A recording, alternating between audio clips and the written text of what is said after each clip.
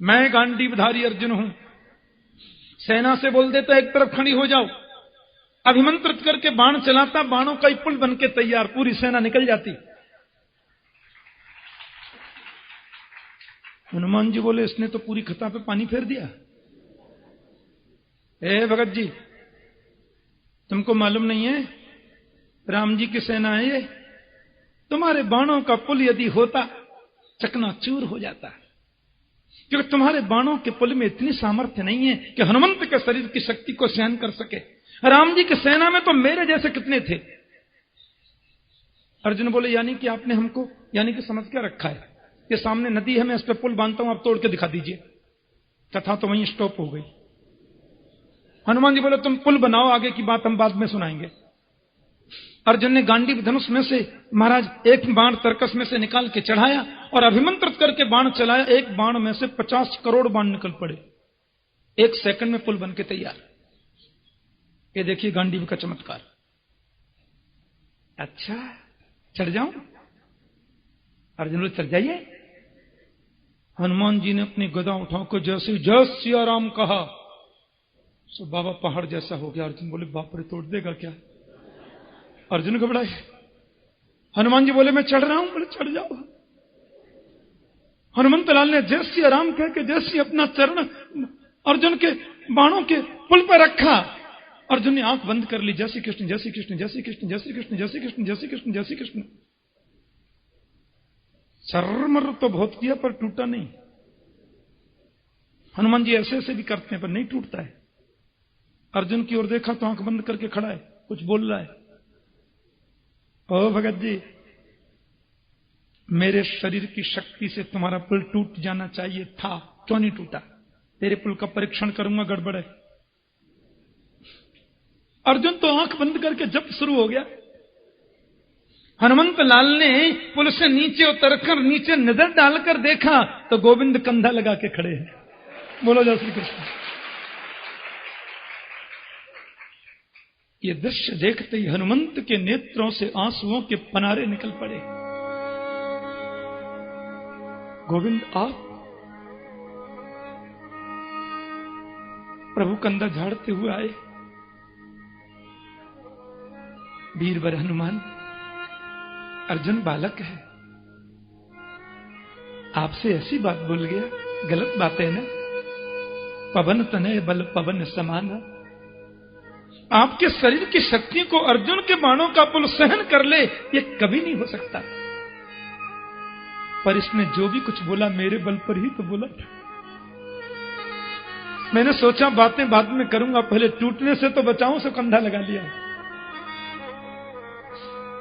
हनुमान ने दौड़कर अर्जुन को अंक में भर लिया, प्रेमाश्रुओं से सिर भिगोया। अर्जुन, तुम्हें बुलाने में देरी हुई पर गोविंद को आने में विलंब नहीं हुआ। तेरी भक्ति को मैं प्रणाम करता हूं, तेरी भक्ति को मैं नमन करता हूं अर्जुन। अर्जुन चरणों में गिर के बोले, हनुमंत लाल, आप क्या नहीं दे सकते? बस गोविंद चरणों में प्रीति और ज्यादा बढ़ जाए, ये कृपा कर दो। प्रभु कहते हैं उद्धव से, उद्धव, भक्त सिवाय मेरे कुछ मांगता नहीं है। दिए मानम न गृहणंती। इसलिए भक्त कभी मुझे बुलाए, उसको बुलाने में विलंब हो सकता है, मैं आने में कभी देरी नहीं करता, मेरी आदत है।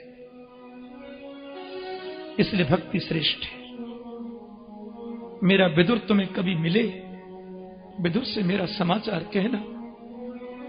आज मुझे विदुर की बहुत याद आती। और मैं तुमसे एक बात कहता हूं उद्धव, मेरे कितने अवतार हुए और कितने ही अवतारों में 56 भोग मेरे लगे, पर भोजन का सबसे ज्यादा स्वाद मुझे केवल 2 जगह आया। उद्धव बोले कौन सी जगह? बोले राम अवतार में जब भिलनी ने मुझे बेर खिलाए थे, और कृष्णावतार में विदुरानी ने जब केले का छिलका खिलाया था। इन 2 जगह के भोजन में जो स्वाद मुझे मिला वो मैं तुम्हें नहीं बता सकता। किसी वस्तु का महत्व नहीं है, उसको प्रदान करने वाले की भावना का महत्व है। इसलिए विदुर से मेरा समाचार कहना, वो तुम्हारे पास आवे, उसकी शंका का समाधान करना। इसीलिए तो उद्धव जी विदुर से मिले थे, हैं? प्रभु ने इतना विदुर का स्मरण किया। विदुर परम भक्त है। मैंने तुम्हें जो कुछ भी कहा है ना उद्धव, इसका तू चिंतन कर। बदरिकाश्रम में जाके मेरे चरणों से निकली जो अलकनंदा है, उसके जल का आचमन करना, दर्शन करना, और इसका चिंतन करना। जो तुमने सुना है जीवन में उतारना। उद्धव को जाने के लिए कह दिया, पर वो गए नहीं। आगे क्या होता देखो तो सही। इधर यदुवंश में विवाद छिड़ गया। यदुवंशी लोग एक दूसरे पर वार करने लगे, झगड़ने लगे। लड़ते लड़ते धनुष, बार, तलवार, बल्लम, फरसा सब खत्म होते जा रहे हैं। तो जो लोहे का पिंड पीसकर जो समुद्र में डाला था, वो एरका नाम की घास बन गया पूरे किनारे पर। उसको उखाड़कर एक दूसरे को मारने लगे। यदुवंश का विनाश हो गया। चतुः पंचावशेषता, 10-20-50 बचे होंगे ऋषियों। मेरे गोविंद ने देखा बलराम जी शेष बनकर क्षीर सागर में चले गए। कन्हैया रथ में बैठकर प्रभासक क्षेत्र में आ गए। पिप्पल के वृक्ष के नीचे दाहिनी जंघा पर बाएं चरण को रखकर श्री कृष्ण अर्धशयनावस्था में थे। तो जो लोहे का पिंड पीस करके इन्होंने समुद्र में फेंका था, उसके टुकड़े को कोई मछली निगल गई, और उस मछली के पेट से टुकड़े को निकालकर बहेलिया ने वो बाण पर सजा लिया, और दूर से मेरे गोविंद के चरणों के तलवे को देखा। निशाना साध कर बहेलिया ने बाण मार दिया, और वही बाण गोविंद के चरण में आकर के लगा। बहेलिया आकर गिरा, हे भगवान, ये मैंने क्या किया? मुझे दंड दीजिए, मुझे मृत्यु दंड मिलना चाहिए, मैंने प्रभु को बाण मार दिया। प्रभु ने कहा, मां वैर्जरे तमुत्तिष्ठ कामयेष कृतो हि मे, या हि तुम मदनुज्ञाता स्वर्गम सुकृति नाम पदम। बहलिया, तुम सीधे स्वर्ग में जाओ। यहां स्वर्ग का अर्थ टीकाकारों ने वैकुंठ किया है, उसको वैकुंठ भेज दिया। अर्जुन आगे पानी लेने गए थे। अर्जुन गोविंद के चरणों में बाण को देखा। प्रभु,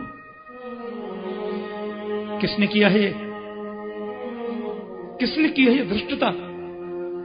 किसने किया है अपराध मेरे गोविंद के कोमल चरण में बाण मारने का? प्रभु ने कहा, अर्जुन,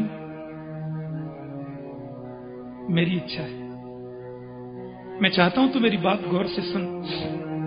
द्वारका जाओ, कुछ नहीं सोचना तुम्हें, और द्वारका में जो हमारी पत्नियां हैं उन सबको ब्रजमंडल में राधा रानी के पास ले जाओ। ये द्वारका की पटरानियां किशोरी राधा का सान्निध्य पाएंगी, उनका कल्याण हो जाएगा। बच्चों की तरह रोता बिलखता अर्जुन जा रहा है प्रभु की आज्ञा, और कृष्ण पत्नियों को लेके आ रहा था, तो स्वयं कृष्ण ही गोप बनकर गए, अपनी पत्नियों का हरण कर लिया। ये बताया प्रभु ने कि तेरा गांडीव भी तभी तक काम करता है जब तक गोविंद तेरे साथ है। बोलो जैसे कृष्ण। भीलन लूटी गोपिका वही अर्जुन वही बाण। इतने में आ गया दारुक सारथी। ओहो, क्या विचित्र पात्र है कृष्ण चरित्र का।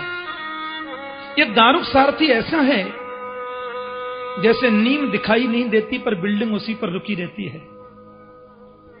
गोविंद की कथा का इतना पवित्र, निर्मल और विचित्र भक्त है दारुक सारथी, जो लाइट में कभी आता नहीं और भक्तों में उच्च श्रेणी का भक्त है। आपको मालूम है, भगवान जो अपने सुधर्मा सभा में बैठे थे और दारुक सारथी पीछे बैठा बैठा, प्रभु को पंखा चल रहा था खड़ा खड़ा, उसके मन में बड़ा भाव आया, बड़ा चिन्मय तन्मय शाश्वत भाव जगा। मैं कितना भाग्यवान, गोविंद का पंखा भगवान। अरे बड़े बड़े ऋषि तरसते हैं, मुझे सेवा मिल गई। मूर्छित हो गया, पंखा गिर पड़ा, धड़ाम से पीछे गिर गया। कन्हैया ने कहा, आवाज क्या किया? देखा तो दारुक सारथी पड़ा है। गोविंद ने 4 भुजाएं धारण करनी, 2 से दारुक को उठाया और अपने हाथों से दारुक को प्रभु ने पंखा किया। 1.5 घंटे बाद जब होश आया, हजारों भक्तों के बीच प्रभु ने दारुक से कहा, दारुक क्या हुआ? विह्वल हो गए तुम? बहुत सेवा की है मेरी, मांगो क्या चाहिए? दारुक ने कहा, क्या मांगू केशव, कुछ भी मांग लो, दूंगा। दारुक ने कहा, जो मांगूंगा सो दोगे? बोले, हाँ, एक ही वर दे दो, मेरे हृदय से आपकी भक्ति निकल जाए। मुझे आपकी भक्ति नहीं चाहिए, आपका प्रेम नहीं चाहिए, ये प्रेम हमेशा को मेरे दिल से निकल जाए। भगवान बोले, भोले क्या कह रहा है? प्रेम की चाहना तो बड़े बड़े योगी करते हैं, भक्ति की इच्छा तो बड़े बड़े यतियों के मन में रहती है, और तुझे भक्ति प्रेम मिला हुआ तो कहते हैं मुझे प्रेम नहीं चाहिए, मुझे भक्ति नहीं चाहिए है? दारुक ने कहा, मैं ऐसी भक्ति लेकर क्या करूं जिस भक्ति की वजह से स्वामी को सेवक की सेवा करनी पड़े। यदि भक्ति मेरे मन में न होती तो मुझे इतना भाव न आता तो मैं मूर्छित न होता, और मूर्छित न होता तो मेरे मालिक को मुझे गोद में न उठाना होता, और मेरे प्रभु को मेरी सेवा न करनी होती। ऐसी भक्ति मुझे नहीं चाहिए।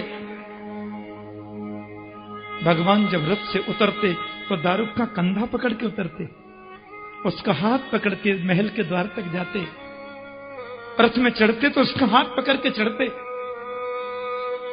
आज वही दारुक गोविंद को देख रहा है, चरण में बाण लग गया। प्रभु किसने किया ऐसा? हे मेरे भगवान, ये क्या हुआ? आपके चरण में कोमल ये बाण कैसे लगा? प्रभु ने कहा, दारुक द्वारिका जाओ, और द्वारका में जो 10-5 यदुवंशी बच्चे हैं उनसे कहना वे द्वारका छोड़ के मथुरा चले जाएं, मेरे जाने के बाद द्वारका समुद्र में डूब जाएगी। दारुक रोता रोता जा रहा है। आकाश में देवता लोग खड़े हैं, देवता लोग देख रहे हैं, टकटकी लगाकर प्रभु जाते हैं कहां हैं, और उन देवताओं के देखते देखते देवताओं ने जरा सी पलक झपी, खोलकर देखा तो वहां कुछ नहीं, भगवान अंतर्धान हो। बोलिए द्वारिकाधीश की जय। सकीयम यद भवे तेजो तच्च भागवते।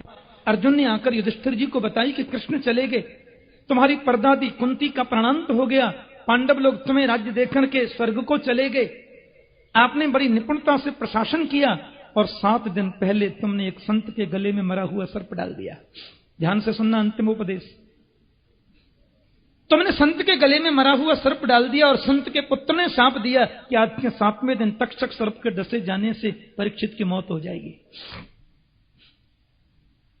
राजन, आज वो 7वां दिन है। 7 दिन पहले तुमने सर्वस्व छोड़ दिया और तुम वन में चले आए, बट वृक्ष के नीचे बैठ गए। यहां हजारों संत, महर्षि वशिष्ठ हैं, महर्षि पराशर हैं, वेदव्यास हैं, और वकण्णु आदि सब लोग बैठे हैं। अत्रि वशिष्ठ च्यवन शरद्बान अरिष्टनेमि भृगुरंगिराश्च पराशरो गाजसुतोथ राम उतत्येन्द्र प्रमदेद्न बाहु, ये संत बैठे थे, ऐसा लिखा है। 7 दिन पहले संत कृपा से पता नहीं क्यों संजोग बना और मैं अकस्मात तुम्हारी सभा में आ गया, और तुमने कथा सुनी। आपने 7 दिन की कथा में सैकड़ों प्रश्न किए राजन, और मैंने उन सभी प्रश्नों का जवाब दिया। अब एक प्रश्न आपसे मैं करना चाहता हूं, बहुत ध्यान से सुनना। हजारों संत बैठे हैं, भगवान सुखदेव कहते हैं अब एक प्रश्न तुमसे हम करेंगे, जवाब दोगे? परीक्षित बोले जी। संतों ने सोचा पता नहीं क्या पूछेंगे। 7 दिन से नॉन स्टॉप कथा चली, एक दिन भी 1 मिनट भी विश्राम नहीं हुआ, ऐसे चलती रही कथा। 7 दिन न परीक्षित उठे, न सुखदेव उठे, न कोई संत उठा। अब एक प्रश्न तुमसे हम कर रहे हैं राजन। बोले जी गुरु जी करिए। तो सुखदेव जी ने परीक्षित को प्रश्न किया, क्या तुम मरोगे? क्या तुम मरोगे? राजा ने आधा सेकंड भी नहीं सोचा, तुरंत जवाब दिया, मैंने जन्म ही नहीं लिया था तो मैं मरूंगा क्यों? बलबा